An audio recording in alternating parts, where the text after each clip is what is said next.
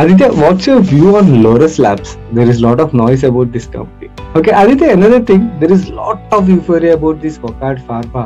What do you think about this company? And their ROE on this business is as high as sometimes 30, 40, 50%.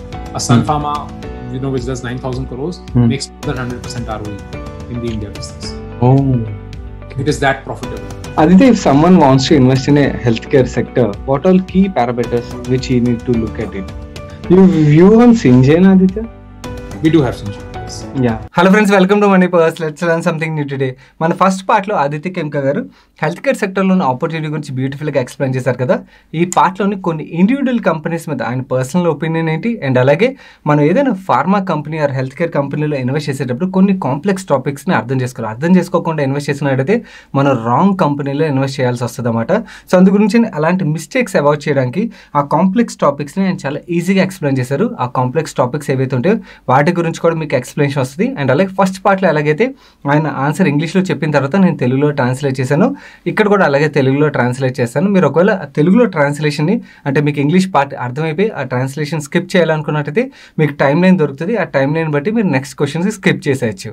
And అలాగే మీరు ఈ వీడియోకి డైరెక్ట్గా వచ్చినట్టయితే first part video already మన ఛానల్లో అప్లోడ్ అయిపోయింది. ఈ వీడియో ఎండ్ కార్డ్లో వస్తుంది, మీరు ఒకవేళ చూడనట్టయితే మిస్ అవ్వకుండా చూడండి. Let's start today's video.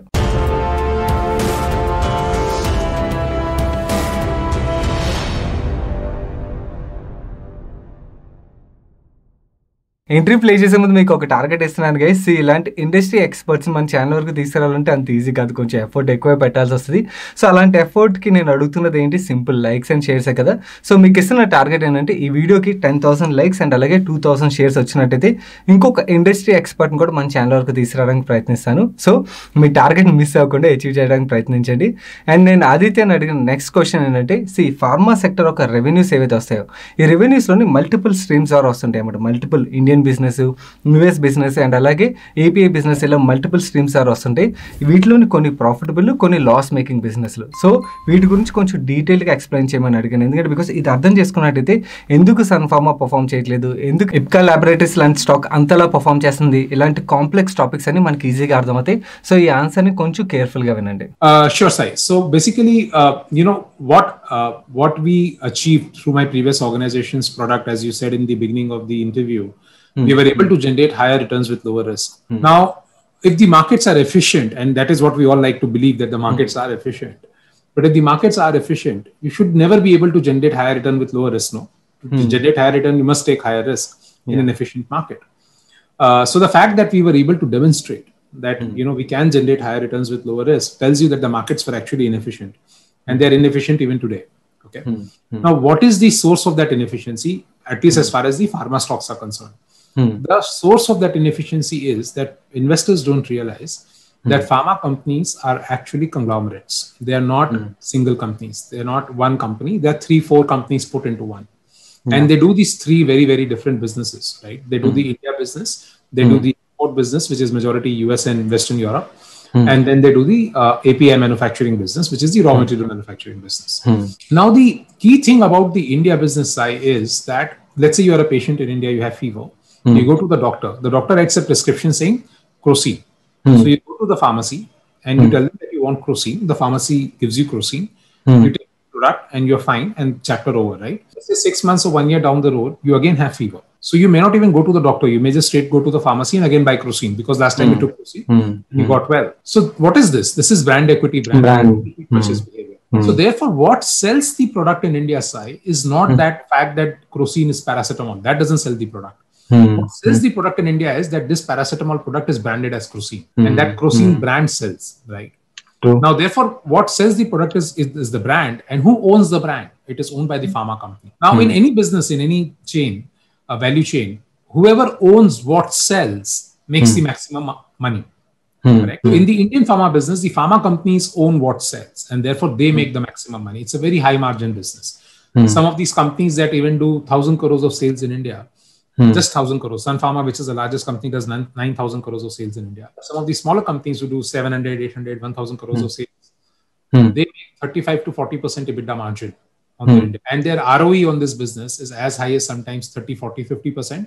A Sun Pharma, which does 9,000 crores, makes more than 100% ROE in the India business. Oh. It is that profitable. Okay. And this business requires no reinvestment because you're not a manufacturer. You're a branding and promotion company like HUL or P&G. They are also branding and promoters, right? They are not really manufacturers. True. So similarly, pharma companies in this business behave like FMCG companies, where they say, look, I don't need to manufacture my own product. I need to brand the product and I need to promote the brand. That's how I make sure that I earn my bread and butter. So that is one business that these companies do. Now, the second business that these companies do is the US business. This is the exact opposite of the India business. Why? One, you're not allowed to brand your product. Okay. So if I'm selling paracetamol, I have to sell it by the name paracetamol. I cannot call it anything else. Okay. So let's say the same patient that we were talking about, he goes to US, he has fever. He goes to the doctor. The doctor has a prescription saying paracetamol. Now he goes to the pharmacy. He shows the prescription of paracetamol. Pharmacist tells him, look, I have 5 paracetamols. One manufactured by Teva, one by Dr. Reddy's, one by Sun Pharma, one by Sandoz. Which one would you like to buy? So now in the patient's head, he's buying paracetamol. He doesn't really care who's manufactured it, right? So the next question he asks is, look, what is the price? Tell me what price it is. And whoever has the lowest price, obviously, invariably the patient will buy the product with the lowest price, because why would you pay a higher price? It's the same. So this economics make this business like a commodity business, as if you were selling steel or zinc or, copper, right? Any commodity, right? Because there is no differentiation between what I sell as copper and you sell as copper, right? It's the same copper. Same. Right? Similarly here, whether I'm selling it or you are selling it, it's paracetamol. Therefore, in this business, we don't own what sells, because in this business, what sells is the price of the product. And pharma companies don't own the price, because the price is not a function of what they feel the price should be. The price is a function of how many suppliers are there and what the buyers think the price should be. We don't own the price. So we don't make the margin in this business. We make very low margins. And these businesses, for many of these companies today, the US business is actually a loss-making business. They don't even make a decent profit in this business. And then the third business that these companies do is the API business, which has historically been a very bad business, because we have been facing a lot of competition from China and dumping from China. But what has changed there today is that, China has implemented pollution norms. Their cost of production has gone up. So the cost arbitrage between India and China has significantly reduced. And therefore, now Indian pharma companies are starting to do better in this business. We have started to do 15-16% ROE in this business, return on equity. 15-16%. We do 50-60% return on equity in our India business, but in the US business, we actually make a loss. Right? Now, if you think about it, when we value these pharma companies, we value them as one company. So we basically give the multiple to the total profit of the company, which means we are also giving a multiple to the loss that these companies make in US. Right? Yes. Now, whenever you give any loss a multiple size, consciously or unconsciously, the assumption that you are making is that loss will remain a loss for the next 20 years and it will actually keep growing as a loss. Now, my point is that can never, ever happen.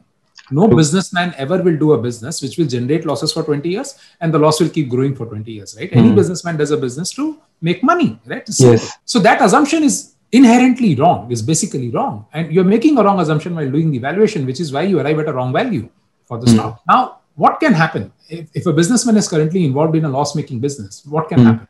There are two possibilities, right? One possibility is he turns the business, makes the business profitable by doing whatever, by increasing the price, reducing the product basket, reducing the cost, making his organization leaner, whatever needs to be done. He does that and makes the business profitable, in which case anyways, as an investor, you make a lot of money because a loss-making business has become a profitable business. So your delta in earnings is huge. Right? You make a lot of money. The second situation is that you can actually stop doing the business because you admit that you cannot make profit in the business, so you stop doing it. Even in that scenario, because your India business and API business are so bloody profitable, even if you stop doing the US business, your stock actually re-rates significantly. We saw that with a company called Ipca Laboratories. So in Ipca Laboratories, they stopped investing in the US once they got an import alert. And you look at the stock performance from there. The stock from 400 has gone to 2000 in a matter of 5 years. The stock has gone 5x. Right? And the reason why the stock has done that is because they stopped investing in a business where they were not making money. Very simple, right? So no matter which of these two events happen, as an investor, I make money in both cases. So that is the beauty of this segment today, or this business today. And that is the beauty of this argument, because investors don't look at it in this light. They don't understand how deep value there is still in these companies and how long they have been investing, and how much they should be valued, which is where I think the opportunity still lies to make a lot of money in pharmaceutical stocks as well. ఆయన ఏం చెప్తున్నారంటే pharma companies మేజర్గా 3 segments నుంచి revenues వస్తుంటాయి. ఒకటి Indian business చూసినట్టయితే ఇది FMCG business లాంటిది అనమాట. ఇక్కడ బ్రాండ్ సేల్ అవుతాయి. డాక్టర్ ఏదైతే బ్రాండ్ని ప్రిస్క్రైబ్ చేస్తారో పేషెంట్ అదే బ్రాండ్ కొనుక్కుంటారు. అండ్ నెక్స్ట్ టైం కూడా పేషెంట్కి లెట్సే జ్వరం వచ్చింది అనుకోండి, డాక్టర్ ఏదైతే బ్రాండ్ రాసి ఇచ్చారో అదే బ్రాండ్ని కొనుక్కోవడానికి ప్రిఫర్ చేస్తారు. ఇక్కడ మాలిక్యూల్ బదులు బ్రాండ్ సేల్ అవుతుంది కాబట్టి మార్జిన్స్ ఎక్కువ ఉంటాయి, ప్రాఫిటబిలిటీ చాలా ఎక్కువగా ఉంటుంది. వెరస్ యూఎస్ బిజినెస్ విషయంకి వచ్చినట్టయితే ఈ సెకండ్ స్ట్రీమ్ ఆఫ్ బిజినెస్ ఇక్కడ యాక్చువల్లీ బ్రాండ్ సేల్ అవ్వు, మనం బ్రాండింగ్ చేసుకోవడానికి ఎలా ఉండదు. అక్కడ మనం పారాసిటమాల్ అంటే పారాసిటమాల్, ఒమిప్రిజల్ అంటే ఒమిప్రిజల్ సేల్ చేయాల్సి ఉంటుంది. Let's say for example doctor omeprazole అని రాసి ఇచ్చినట్టయితే పేషెంట్ వెళ్ళి కెమిస్ట్ దగ్గర ఒమిప్రిజల్ అని అడిగినప్పుడు అక్కడ ఏవైతే చీపెస్ట్ ప్రోడక్ట్ ఉంటుందో ఆ చీపెస్ట్ ప్రోడక్ట్ కొనుక్కుంటారో దానివల్ల ప్రైసింగ్ పవర్ ఉంటుందో. దీనివల్ల మన కంపెనీస్, ఇండియన్ కంపెనీస్ చాలా వరకు లాసెస్ చూస్తున్నాయి యూఎస్ బిజినెస్లోని. థర్డ్ ఏపీఐ సెగ్మెంట్ విషయంకి వచ్చినట్టయితే ఏపీఐ సెగ్మెంట్ కూడా మనకి ఒక టైంలో లాస్ మేకింగ్ బిజినెస్. బట్ కానీ ఇక్కడ థింగ్స్ ఆర్ చేంజింగ్, ఎందుకంటే బికాస్ చైనాలోని చీపెస్ట్ ప్రొడక్ట్ తయారయ్యేది. బట్ కానీ ఇప్పుడు చూసినట్టయితే అక్కడ పొల్యూషన్ కంట్రోల్ రావడం వల్ల ఏపీఐ మ్యానుఫ్యాక్చరింగ్లో పొల్యూషన్ కంట్రోల్ యొక్క కాస్టే చాలా ఎక్కువగా ఉంటుంది, 25 to 30% ఉంటుంది అన్నమాట. అక్కడ కూడా పొల్యూషన్ కంట్రోల్ నామ్స్ రావడం వల్ల అక్కడ కాస్ట్ పెరిగిపోయింది. ఇప్పుడు మనకన్నా కొంచెం ఇంతకుముందు చాలా చీప్గా అమ్మేవారు, ఇప్పుడు కొంచెం చీప్గానే అమ్మగలుగుతున్నారు. దానివల్ల మన దగ్గర కూడా సేల్ బాగా వస్తుంది. కొంచెం మంది ఎవరైతే కంపెనీస్ ఉంటాయో ఏపీఐస్ కొనుక్కునే కంపెనీస్, బల్క్ డ్రగ్ కొనుక్కునే కంపెనీస్ చైనా నుంచి కొంచెం, ఇండియా నుంచి కొంచెం కొనుక్కున్నాయన్నమాట.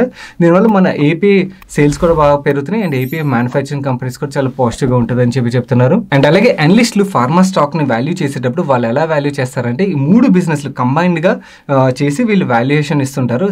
లాసెస్, యూఎస్లో లాస్ మేకింగ్ బిజినెస్ ఏదైతే ఉంటుందో దానికి లాస్కి కూడా మల్టిపుల్ ఇచ్చేస్తుంటారు. ఈ లాస్కి మల్టిపుల్ ఇవ్వడం అన్నది కరెక్ట్ కాదు, ఇట్ ఈస్ నాట్ రేషనల్. ఎందుకంటే బికాస్ ఏ బిజినెస్ మ్యాన్ కూడా బిజినెస్ ఎందుకు చేస్తాడు, ప్రాఫిటబిలిటీ కోసం బిజినెస్ చేస్తాడు కదా. సో అది లాసెస్ వస్తుంది అనుకోండి ఒక బిజినెస్ నుంచి, ఏదో ఒక టైంలో దాన్ని కాస్ట్లు కట్ చేసుకోవడం లేకపోతే వేరియస్ అదర్ ఫ్యాక్టర్స్ ద్వారా ప్రాఫిటబుల్ చేయడం అయినా చేస్తాడు, లేదంటే ఆ లాస్ మేకింగ్ బిజినెస్ ఏదైతే ఉంటుందో అది స్టాప్ చేసేస్తాడు.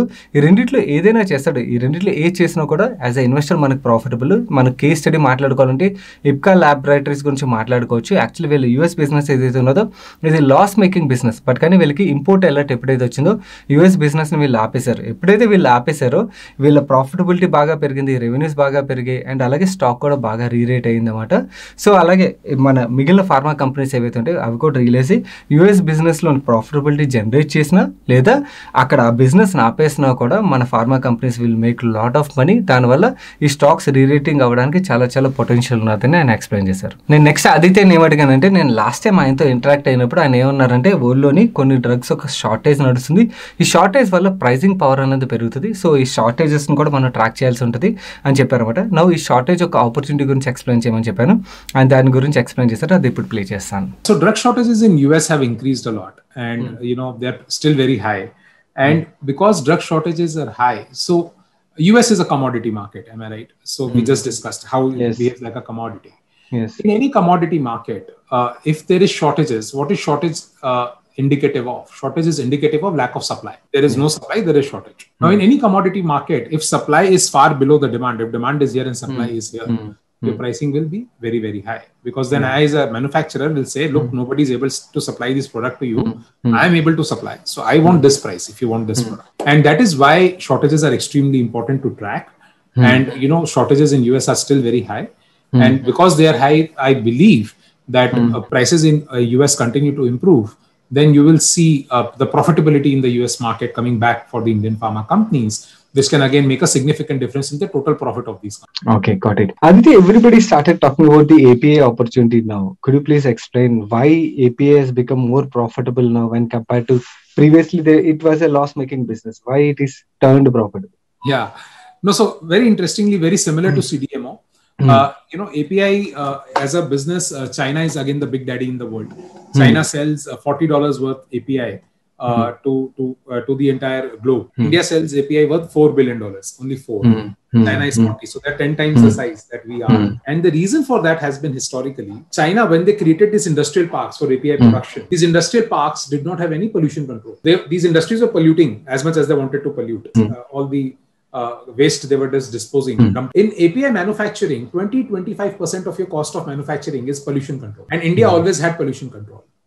So the same product that we were able to manufacture at $100, China was able to manufacture at $75. because we were incurring $25 worth of pollution control cost and they were not incurring that cost at all. So China therefore was able to sell that product at cheaper prices than us because they were able to manufacture it cheaper, and which is why they became so big in this industry. They became that big. Now what has happened is, because of these global treaties around global warming, and what has happened is that even China has implemented, because they have implemented pollution norms, their cost of production has gone up. And the cost arbitrage. So if India used to be here, China used to be here. Now China has come up and almost come close to the Indian cost of production. So now they can no longer sell it, cheaper than us. They can sell it maybe 2 or 5% cheaper than us, versus earlier they were selling 25-30% cheaper than us. Now the customers are saying that earlier we were buying 100% of our requirement from China because it was 25-30% cheaper. But now it's only 2 or 5% cheaper. Should we buy 100% of our requirement from them? Maybe not. Maybe we should buy some of our quantities from India. So that if again, so China, could not supply when they were implementing pollution norms. China could not supply when COVID outbreak happened. Everybody knows COVID outbreak epicenter was Wuhan. Very few people know that the API manufacturing belt in China, the largest belt is in Wuhan. So the first industry which got disrupted because of API manufacturing. True. And again, those customers are very intolerant of inconsistency in supply, right? I told you they want 3 things: consistency in supply, quality, compliance, and IP. These are the 3-4 things they want. And one of those things, which is consistency of supply, is something China has not been able to give for 3 years. So therefore, these customers are saying, okay, fine. If I were buying earlier 100 tons from China, I will continue to buy, but maybe 60, 70, 80 tons. And the balance 20, 30, 40 tons, I need to buy from India. Now, when they come to India, so just imagine China sells $40 billion, India sells $4 billion today. China loses as much as 10% of their market share, which is $4 billion loss for them. And we get that market share. Our revenue doubles. Double, 100%. Yeah. That is the kind of growth opportunity, which is why any and every API company that you can think of in India will capital expenditure. Because they are seeing so much demand that they need capacity to cater to the demand. Which is why these businesses are incrementally becoming more and more profitable. I think this is a structural change. This will continue. These API companies will continue to become more and more profitable as we go forward. How long we can expect this opportunity can lie at the API? This is a structural opportunity. This is forever. Okay. These customers have learned a lesson that if you depend on one geography, you're putting supply chain at risk. And China, as it is, tends to be a very volatile country in strategy. So they are very clear that we cannot depend on a country like China. This business is very sticky. This is going to stay for as long as we can.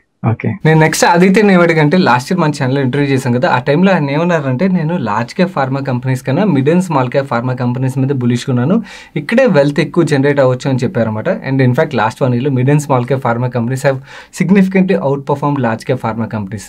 నేను ఏమడిగానంటే, ఇంతలో perform చేసే కదా, ఇప్పుడు కూడా ఇంకా opportunity కనబడుతుందా, ఒకవేళ కనబడుతున్నట్టయితే మీకు ఎందుకు ఆపర్చునిటీ కనబడుతుందని అడిగాను. దానికి ఆయన ఏం ఎక్స్ప్లెయిన్ చేశారు చూద్దాం. So one, if I continue to see potential, the answer is yes. There is still a lot more to go. We have just begun. So that's a very short and crisp answer to your question. Why are we more bullish on small and mid cap? There is a technical answer to it, and the technicality is simple to understand. See, the smaller the company or the mid cap, small cap pharma companies in India, they are largely focused on the India business. So 80, 90, 100% of their free cash flow comes from the India business, right? And maybe 20, 30 or 0% of their free cash flow comes from the export business, which is the commodity business. So if I were to create a DCF, or if I were to forecast the financials of a smaller pharma company in India, it is very simple to do because it is doing an FMCG business where the only variable is whether I forecast 10% growth or 8% growth or 15% growth. That's the only variable. Other than that, everything else is going to remain pretty consistent because it's a business which is so secular and so consistent. The FMCG business, the pharma business. Whereas the large caps, right, now when they do business, 30, 40, 80, 90% of their cash flow can come from the commodity business, which is the US business and the Western European business. Now there, to forecast those cash flows becomes extremely difficult because you don't know what the supply situation will be. The cash flow will actually depend on the supply situation. If supply is too high, cash flow will be low. If supply is too low, cash flow will be high. And it is possible the supply is too high in 1 year, too low in next year, too high in the following year. So how do you, sort of forecast that as an analyst or as a fund manager? How do you anticipate that? You can't, right? So you're always going to go wrong one way or the other in those businesses. Either you'll be too conservative or you'll be too, aggressive in your assumptions. End of the day. So for me, therefore, small and mid-cap pharma companies make for a better investment case. Aside FMCG companies, right? They grow single digit on top line and low teens or mid teens on the bottom line. Why do they trade at 60, 70 times at such exorbitant multiples? Because they give consistency of growth to the investors. The investor can be pretty sure that his wealth will compound almost each and every year if he's invested in stock. That is why investors buy those stocks so much. The same is true for the small and mid-cap pharma companies. Because 80, 90, 100% of their cash flow comes from a FMCG type business. So they will keep compounding your wealth each and every year. And therefore, these companies need to be valued higher than the large cap pharma companies, which have so much of their business coming from commodity, and which will face immense fluctuations year to year, depending on what happens to their product basket, what happens to supply in that product basket. Even today, as we speak, the large cap pharma companies trade at 25-30% premium to the average small and mid cap pharma company. And to my mind, that premium makes absolutely zero sense. It should be the other way around. Small and mid cap should trade at a premium to the large caps, because small and mid cap are more FMCG, large caps are more commodity. They need to be valued at lower multiples. But that is what, rhetoric versus logic is. So rhetoric is one thing. Large caps are beautiful is the rhetoric, and small caps are volatile is the rhetoric. So the valuations are based on the rhetoric and not the data.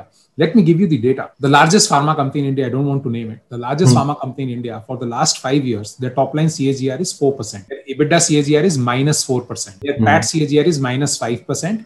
And their ROE, which used to be 16-17%, has come down to 8-9% over the last 5 years. There is a very small company in India called Ipca Laboratories, which is 1/7 the size of the largest pharma company in India. And for Ipca, the top line CAGR for last 5 years is 12%. EBITDA CAGR is 30%. PAT CAGR is 60% CAGR over 5 years. And their ROE, which used to be 4%, has gone up to 18%. In terms of stock price, over past 5 years, Ipca stock price has gone 4x. And the largest pharma company stock price is still down 30-40% over the last 5 years. After 5 years, still down.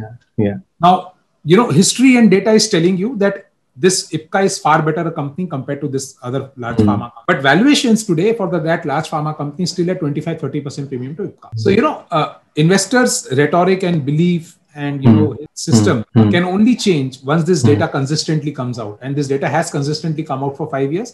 His mind has not yet changed, but at some stage it will have to. He will have no choice. And ఏమన్నారంటే నేను షార్ట్గా చెప్పాలంటే I'm still bullish on mid and small cap pharma companies. దీనికి major reason large cap pharma companies మనం చూసినట్టయితే వీళ్ళ business complex business ఉంటుంది. వీళ్ళ ఎక్స్పోర్ట్స్ బిజినెస్ కూడా ఉంటుంది, కాబట్టి ఎక్స్పోర్ట్స్ బిజినెస్ వచ్చే రెవెన్యూ కూడా చాలా ఉంటుంది. దీంట్లో మనం షార్టేజెస్ ఇవన్నీ కూడా ట్రాక్ చేయాల్సి ఉంటుంది. సో దీనివల్ల వీళ్ళ ప్రైసింగ్ పవర్ అనేది మారుతూ ఉంటుంది అన్నమాట. కొన్నిసార్లు యాక్చువల్లీ వీళ్ళు they will get more revenues and కొన్నిసార్లు లాసెస్ కూడా వస్తుంటాయి అన్నమాట. అండ్ వాల్యుయేషన్ చేయాలంటే అది కరెక్ట్గా వాల్యుయేషన్ చేయడం అవుతుంది. కొన్నిసార్లు కన్జర్వేటివ్గా చేయాల్సి వస్తుంది, లేదా అగ్రెసివ్గా చేయాల్సి వస్తుంది. వాల్యుయేషన్ చాలాసార్లు రాంగ్ అవుతుంది. వేరస్ స్మాల్ క్యాప్ ఫార్మా కంపెనీస్ విషయంకి వచ్చినట్టయితే ప్రిడామినెంట్లీ వీళ్ళది ఎఫ్ఎంసీజీ బిజినెస్ లాంటి business, Indian business major revenue business, కాబట్టి ఇక్కడ నేను ఈజీగా వాల్యూ చేయగలను. అండ్ అలాగే ఇక్కడ ప్రాఫిటబిలిటీ విజిబిలిటీ అనేది క్లియర్గా కనబడుతుంది. అండ్ ఈవెన్ కరెంట్లీ మనం కంపేర్ చేసినా కూడా large cap pharma companies compare చేస్తే mid and small cap pharma companies ఇంకా చాలా డిస్కౌంట్లో ట్రేడ్ అవుతున్నాయి. సో అందు గురించి అని నేను mid and small cap pharma companies మీద ఇంకా బులిష్గా ఉన్నానని చెప్పి ఆయన ఎక్స్ప్లెయిన్ చేశారు. నెక్స్ట్ నేను ఆదిత్యని లారస్ ల్యాబ్స్ మీద ఆయన పర్సనల్ ఒపీనియన్ ఏంటని అడిగాను. దాని గురించి ఆయన ఎక్స్ప్లెయిన్ చేశారు. ఇప్పుడు చూద్దాం. So first of all, I should congratulate Dr. Chava. In 10 years, he has created an organization which is worth 20,000 crores today in terms of market cap. I think he's done a phenomenal job of creating an organization, creating a product basket, creating an edge over his competitors. The company has two very different businesses. They supply these APIs and formulations to some of these tender businesses and US market and all, which is again very commoditized businesses. But their cost is lower than their competitors. Now, if your cost is lower than your competitor in any commodity, you will just continue to sell because you'll be able to price it the lowest. You may have thin margins, you may have thin ROE, but your business is always going to be there for you. So that business they are doing well, but it's not a very lucrative business over a very long term of time. That business will see some volatility over a period. Currently, they're doing extremely well, and for the next 3-5 years, they should continue to do extremely well. The second business which they do is custom synthesis, which is same as CDMO. And in that business now, they're growing very fast and they're getting a lot of customers. And again, that business is small for them today. But 5 years down the road, that business can be a very, very large portion of their overall revenue and profitability. So I am pretty bullish on Laurus Labs. We have it about 6% weight in our portfolio in the Incred Healthcare PMS. We have about 6% of Laurus Labs as a holding in the portfolio. So we like the business and we think that the company will continue to do extremely well. And ఏమంటారంటే over a period mister Chhaava చాలా మంచి organisation build చేశారు. Actually వీళ్ళకి వేరే segments are revenues వస్తాయి, but and customer synthesis business ఏదైతే ఉందో CDMO లాంటి బిజినెస్ ఇది, ఈ బిజినెస్లో అయితే మాత్రం చాలా మంచి ఆపర్చునిటీ అయితే నాకు కనబడుతుందని చెప్పి ఆయన ఎక్స్ప్లెయిన్ చేశారు. నెక్స్ట్ నేను ఆదిత్యని వొకాడ్ ఫార్మా గురించి ఆయన ఒపీనియన్ అడిగాను. దాని గురించి ఆయన ఏమి ఎక్స్ప్లెయిన్ చేశారు చూద్దాం. So the promoter has taken a very aggressive call in Wockhardt. Korakiwala is a great promoter. He has managed the business beautifully over the past few decades. But today they have come to a juncture where, they have fallen into this, what I call the innovation trap. What is the innovation trap? So Indian pharma companies say, by gene, we are all generics. We copy what exists and we manufacture it at a lower cost, sell it for a cheaper price. That is our business. But companies like Glenmark, Sun Pharma, Wockhardt, they are trying to do what is called invention. They are trying to create new products instead of copying what exists. Now, when you do that, it's a very high risk, high reward game. What is the risk? When you are doing invention, it is possible that you are doing R&D for 20 years and you still don't get even 1 paisa back as revenue because you have not succeeded in inventing anything. And keep doing R&D and not succeed in inventing. And what is the reward? The day you exit, the day you succeed, you create a new product, you will start getting billions of dollars in revenue because you have created something novel in the medical, domain. And if that is a useful product, everybody in the world is going to want it. And you're going to sell it to everybody in the world and you will have a patent. So nobody else will be able to sell the product. Only you will be selling that product to everybody in the world. So it's a very high risk, high reward game. Now, Wockhardt is playing that game. They are investing almost all of their balance sheet in that. Right? Now, that becomes a very risky proposition, therefore, for me, right? Where the stock can be like a 100-bagger in 10 years if they succeed. And it can be zero if they don't succeed in the next 10 years. The company can go bankrupt also. Okay. So this is that sort of a stock or that sort of a business model where you need to be very, very clear as an investor as to why you are investing. So if I am an investor, I will invest, let's say, 2 rupees out of my 100 rupees in a company like Wockhardt Pharma or a Glenmark Pharma or a Sun Pharma, where I will say that, look, in 10 years, this 2 rupees can be 200 or it can be zero. And if it is 200, it is great for me. If it is zero, okay, I don't care.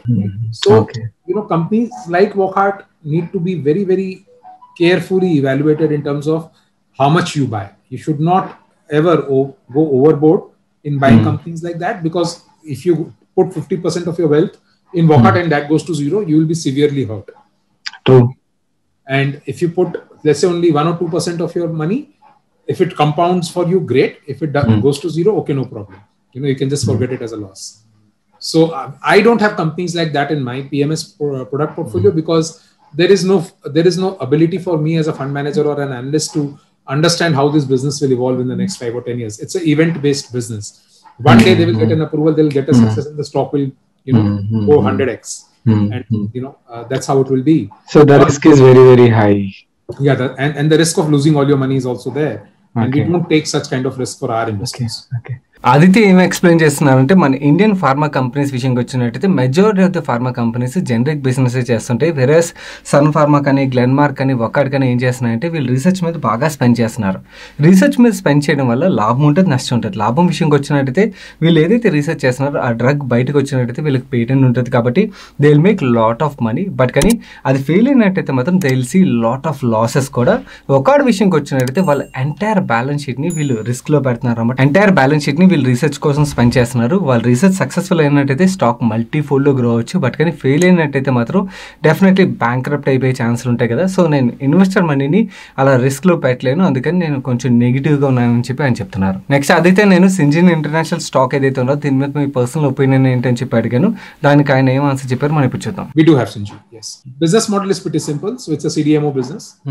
They do CRO, they do contract manufacturing, they do contract research.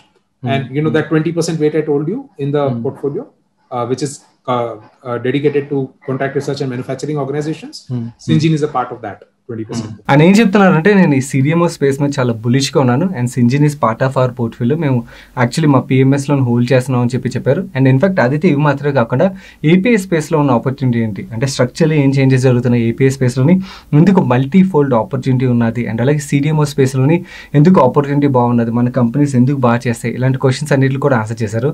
కాకపోతే వీడియోలు అంతా ఇప్పటికే బాగా పెరిగిపోయింది కాబట్టి దాన్ని ఇంకొక part కింద కట్ చేసి మన ఇన్స్టాగ్రామ్లో నేను లైవ్ చేసేస్తాను. ఈ వీడియో లైవ్ అయిపోగానే ఆ వీడియో కూడా మీకు దొరుకుతుంది. మీరు ఒకవేళ మన ఇన్స్టాగ్రామ్ ఐడిని ఫాలో అవ్వట్లేనట్టయితే కింద కామెంట్ సెక్షన్ ఫస్ట్ కామెంట్ కింద పిన్ చేస్తాను. మీరు ఆ లింక్ క్లిక్ చేసినట్టయితే ఆ వీడియోని కూడా చూడొచ్చు. అండ్ ఈ వీడియోని ఇప్పటివరకు లైక్ చేయడం మర్చిపోయినట్టయితే తప్పకుండా లైక్ చేయండి. అలాగే మీ ఫ్రెండ్స్ అండ్ ఫ్యామిలీ మెంబర్స్కి వీడియో హెల్ప్ఫుల్ అవుతుందంటే వాళ్ళకి తప్పకుండా షేర్ చేయండి. అండ్ మీరు ఇదే ఫస్ట్ టైం మన మనీ పర్స్ ఛానల్కి వచ్చి ఛానల్ సబ్స్క్రైబ్ చేయనట్టయితే ఇక ఛానల్ లోగో మీద క్లిక్ చేసి ఛానల్ సబ్స్క్రైబ్ చేస్తూ పక్కన బెల్ ఐకాన్లోని ఆల్ నోటిఫికేషన్స్ యాక్టివేట్ చేసుకోండి. నేను సాయి కృష్ణ పత్రి మరొక ఇంట్రెస్టింగ్ వీడియోతో కలిసాను. Till then bye by.